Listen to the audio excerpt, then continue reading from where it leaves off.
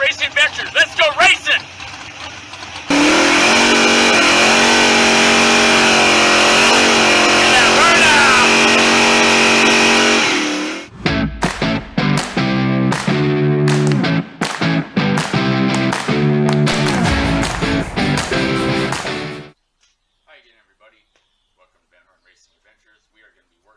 Pontiac, a car I've had since I was 15 years old. This one right here. Can't really see it right now, it's all covered up. It's been a blue bench for about 5 years. So we're going to get at it, we're going to put the engine in it. It's not going to be running anytime soon. And I got a special present finally I've been waiting for a while for. I wish I would have known when the engine was out, but that's okay. I'll show you what we got, and we'll go from there. Here we go.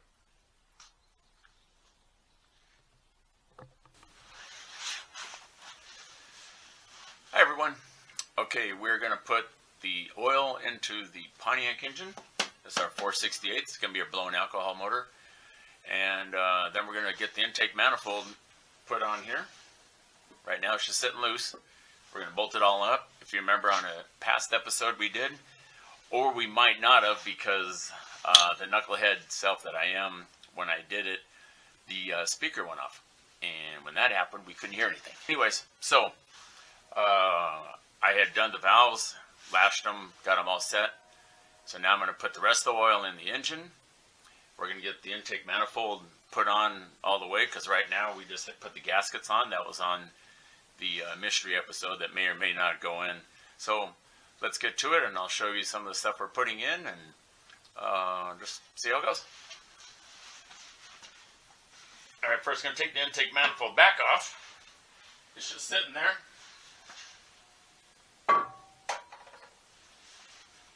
And I'm just going to go ahead and put the rest of the oil inside the engine.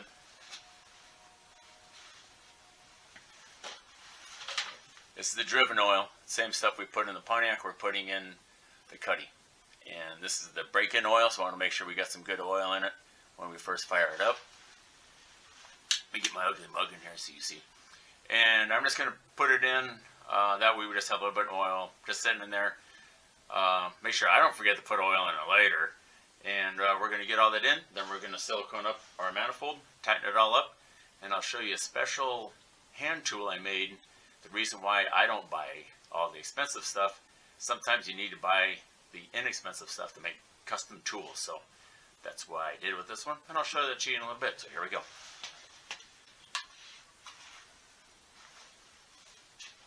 This oil pan takes 8 quarts. It's already got a quart plus the oil filter, the System 1 oil filter we have on it. So the past episode that I did that may or may not come out, I had the lifters soaking in oil after we cleaned them all out, making sure that everything was out as much as we could. Now I'm just going to bathe all this stuff in this delicious oil that the Pontiac's going to enjoy.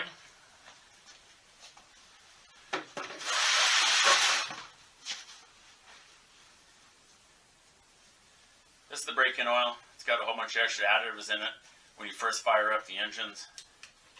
Just for the break-in, this oil is probably going to be in for maybe just a couple minutes. If we do go on the dyno, it'll be changed before we even do a dyno.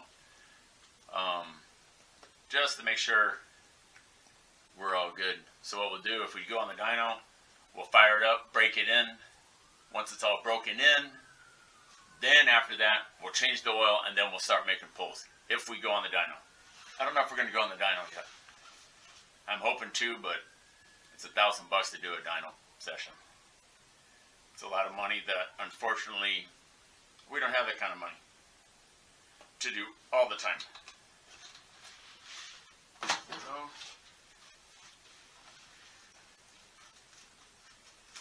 another one here.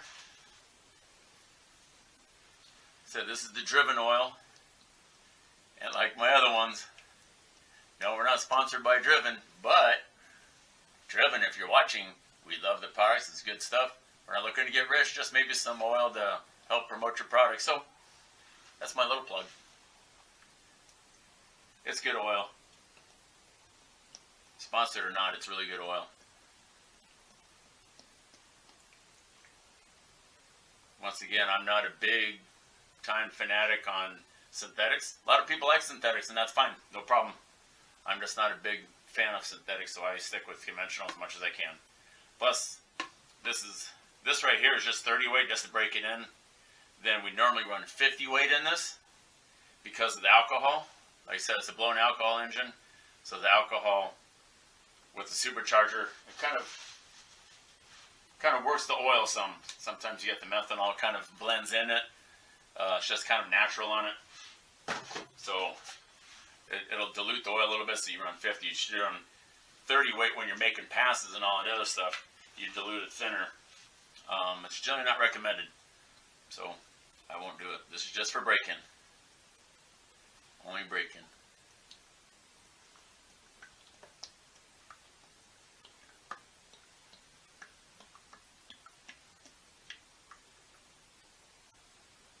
And I get this oil locally over Team C Performance over in Lakewood, California. They do give me discounts, so I can't say I'm sponsored, but they do give me discounts. They've been great for me for long time. They're good for Nick and Brittany as well. So we've got a good relationship with them. So Team C, if you're watching LA County, you need some stuff, Team C is the place to go. They're open Monday to Saturday, closed on Sunday. You can buy anything you can think of, they have it. If they don't have it right there in stock, which they carry pretty much most things there on stock, even complete engines, they can get it super quick. So if you're out and about on a Friday or Saturday and you don't want to order through the big mail order places, nothing wrong with that, but if you want to get something now, they're going to have the same thing that your big mail order places have. So, almost done here.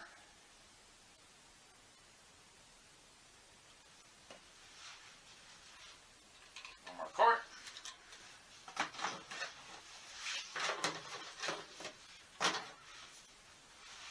Look at that, huh? This is good stuff.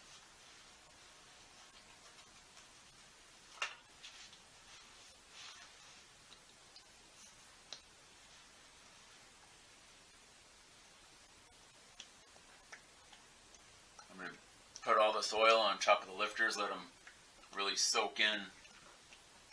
Just let them soak. Keep everything all soaked up. Because the engine's probably not going to fire up for another month or so. We're still in January 24.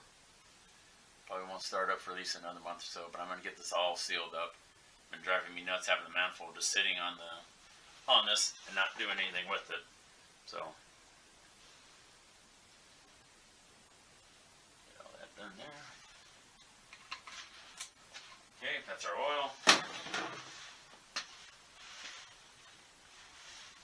Now what we're doing here,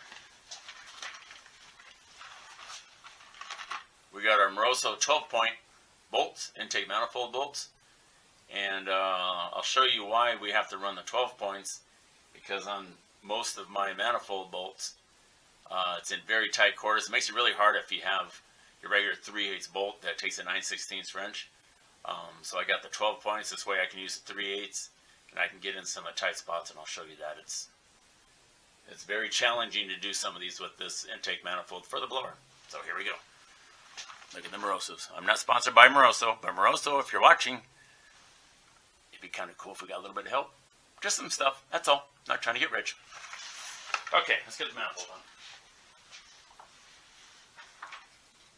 Oh, we can't forget about this.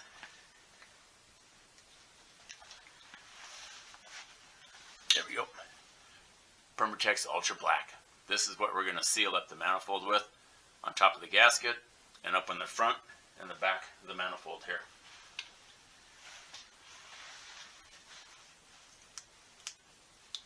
Hopefully I have enough.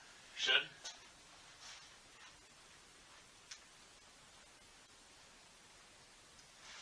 This stuff dries pretty fast, but fortunately it's cold enough so it probably won't dry up that quick.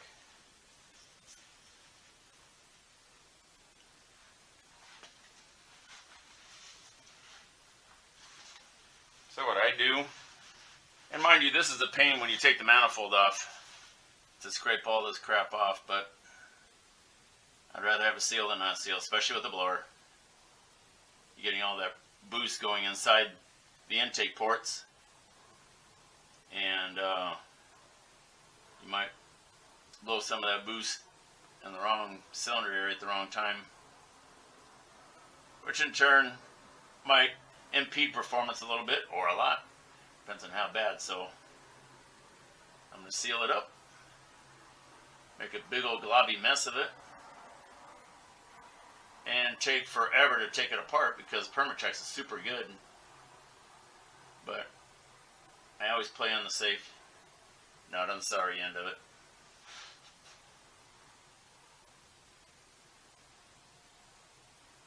So it's not a whole bunch, just a little bit, just enough to seal up.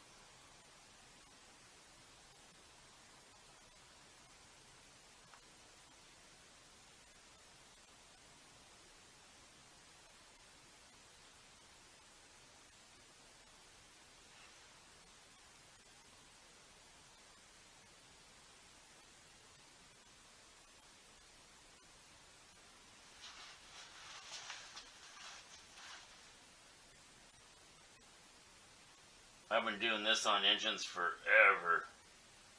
A lot of the guys say, you don't need to do that. You know, might not need to. And yeah, it's a chore to clean it when you take everything apart.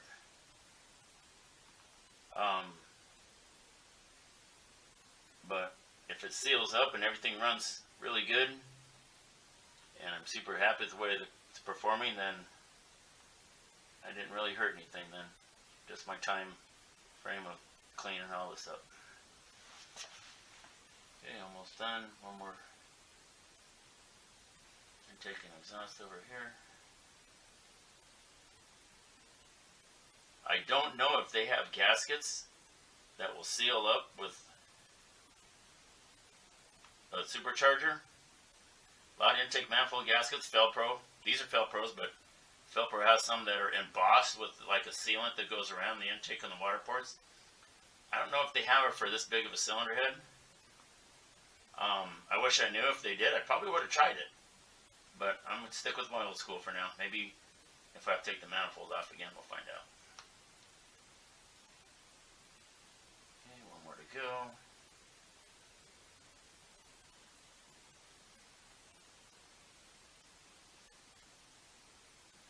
Usually try to wiggle it around, almost like you're making a bead. There we go. So you can see here, got a big old globbly gloop on all over everything there. So it's not all pretty. But now we're going to put a front bead on it, and then a back bead where the manifold sits up against the block.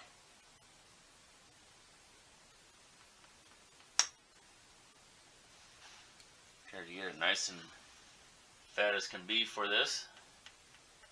That way when you tighten it down, it'll squish up against it. Boy, a big old air pocket, that's not good.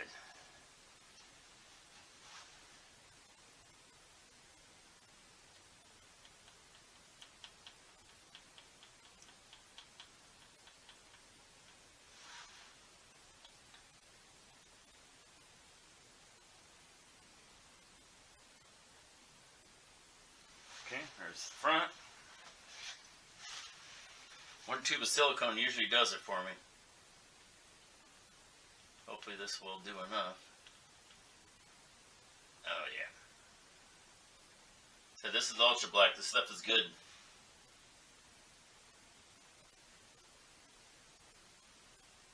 I had already pre-cleaned all this off with brake cleaner. No, not carburetor cleaner. Carburetor cleaner's got a little bit of petroleum in it, which sometimes makes it a little bit slipperier. Brake clean does not have any petroleum, so it gets everything completely dry without any kind of petroleum distillates on top of it. Small little tech tip, in case you didn't know.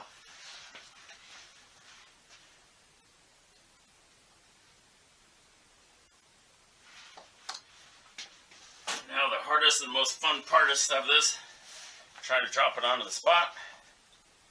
dead on so you don't smear your silicone everywhere. Hopefully I got it fat enough everywhere. I'm going to add a little bit over here. Hold on a second.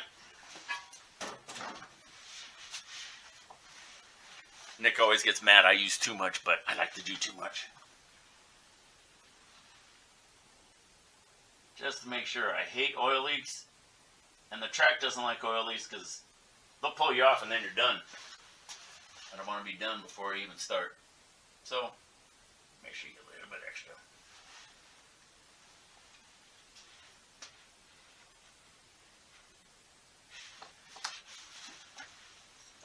Okay.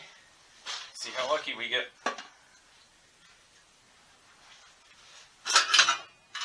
Don't mind that noise, it's just me knocking the headers around. Oh, I'm going to hit another spot over here I saw. Don't worry, this is common for me, with or without camera on. Sometimes you get a little bit of oil coming up in these spots, so, or butt silicone there too. Just because we like to. There we go.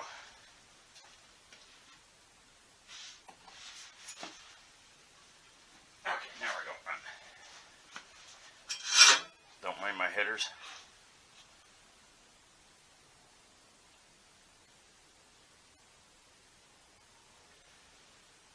Ooh. Perfect. Okay, this stuff dries pretty fast. So we're going to put all the bolts in real quick, tighten them up. And I'll show you my cool new tool I made. I think I had one before, I just don't remember what I did with it. Remember, the car's been down for, haven't raced it in 4 years. So, probably have that tool for the cuddy or something. I gotta do this pretty fast so the silicone doesn't dry completely. Usually got 45 minutes, but might push your luck and you get it done in 10 or 15.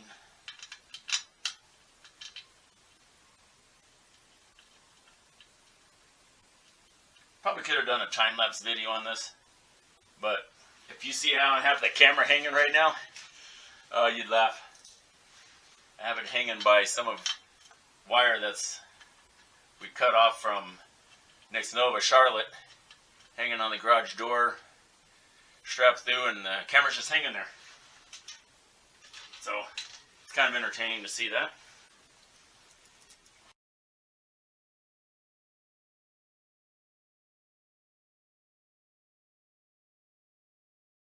These are actually for small block Chevy. Not big block because I didn't need a whole set of these, to be honest with you. I just needed a couple.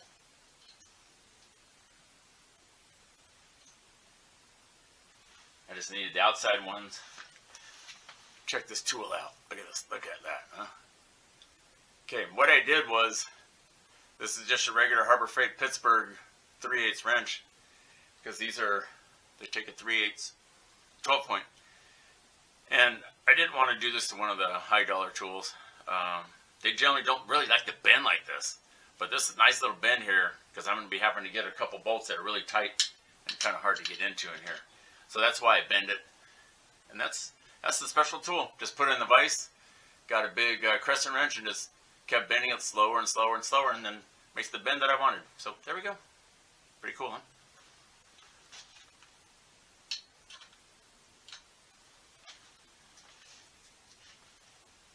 And the regular Craftsman one, right here, just for the other ones. Tighten everything in.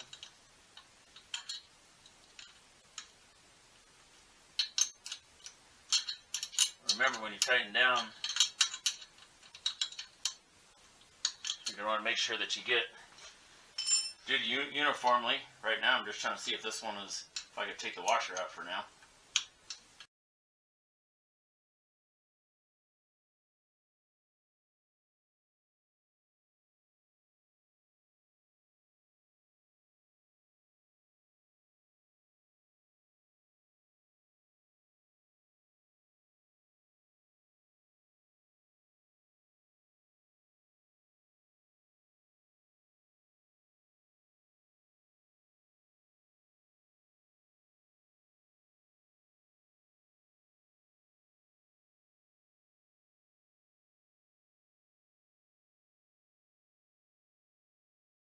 Look how tight this is right there. I may even got to get a small flashlight on that hole. Okay, look at that. Look how tight that is in there. So that's why I had to bend this. I had to bend this tool even more than what I did when I showed you on the video previously. I had to bend it a lot more just to make it fit. It was taking me too long. I didn't want the silicone to dry up and try to video, so I'll just show you how hard it is to try to tighten them up. Got one there. This one here I'm going to take back out and put a washer under it. After it dries up, I'll do that tomorrow. This one's got one. I was really running out of time. These are the easier ones. Had to put a gold one in here because I ran out. Because, yeah, I bought the small block set. But the short one wouldn't fit in there.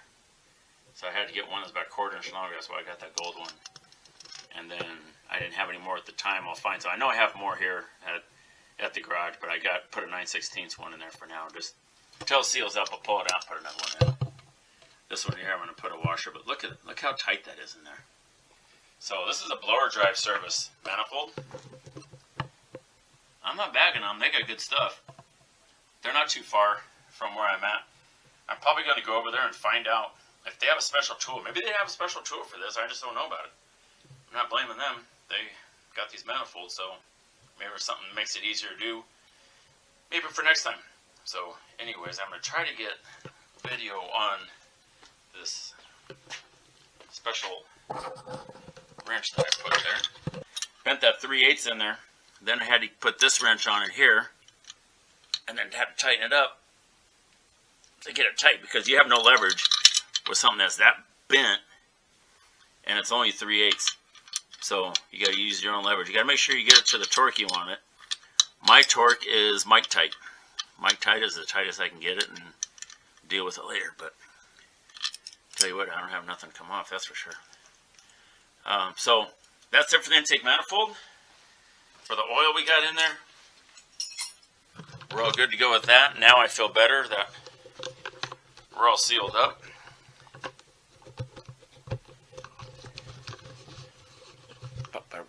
So anyways, now we're all sealed up. We're all ready to go with the manifold. We're going to put the engine in just with the manifold. That blower is, man, that thing is heavy. The engine puller just doesn't like it when it's all on with the engine and the blower, the carburetors, the spacers. It's too much weight. So this is the way the engine's going to sit until we get that engine diaper I have on order. Once we get it on, then we're going to put the engine in. So I'm going to show you the manifold all bolted on. Here we go. So you see where I got it all gooping out here. I love it when it goops out. When it goops out, I know that I have enough silicone. It doesn't really puts about the same kind of a bead on the inside as well. Sometimes it'll break off, goes to the bottom of the oil pan, but about the much I put on, very seldom I ever have any extra silicone that actually breaks off. So we're good to go there. I have all the bolts tight. We're set. We're ready. See down the intake ports there? I don't know if we can see it or not. Ooh, now with my hand in the way. And I'm going to cover it up so we don't get any debris in there, like always. Don't want to have anything there. And we're done for the day. So thanks for watching, everybody, and we'll see you on the next episode. Thanks for watching Van Horn Racing YouTube channel.